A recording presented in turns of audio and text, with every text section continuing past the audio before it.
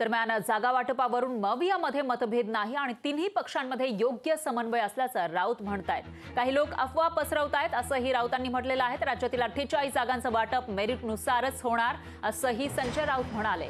वंचितला सोबत घेण्याची सर्वांची भूमिका असल्याचंही त्यांनी सांगितलेलं आहे। तर जिंकेल त्याची जागा हेच आमचं सूत्र असल्याचं राऊत म्हणाले। काँग्रेस, राष्ट्रवादी काँग्रेस पक्ष आणि शिवसेना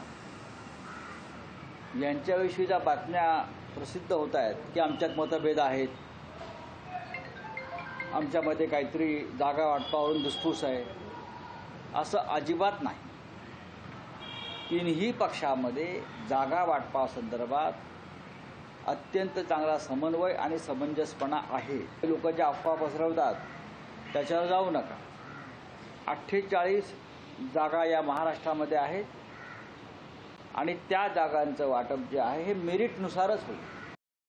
आमची चर्चा काँग्रेस संदर्भात ही दिल्लीतल्या प्रमुख नेत्यांशी सुरू आहे। वंचित बहुजन आघाडी म्हणजे बाळासाहेब आंबेडकर यांचा जो पक्ष आघाडी आहे त्या संदर्भात शिवसेनेची युती झालेली आहे। युती जाहीर झाली 1 वर्षापूर्वी। माननीय शरद पवार आणि राष्ट्रवादी काँग्रेस पक्षाची कोणतीही अशी भूमिका नाही की वंचित बहुजन आघाडी आपल्याकडे राहू नये। किंबहुना पवार साहेबांची भूमिका स्पष्ट आहे की बाळासाहेब आंबेडकर आणि वंचित बहुजन आघाडी हे आपल्याबरोबर राहायला पाहिजे।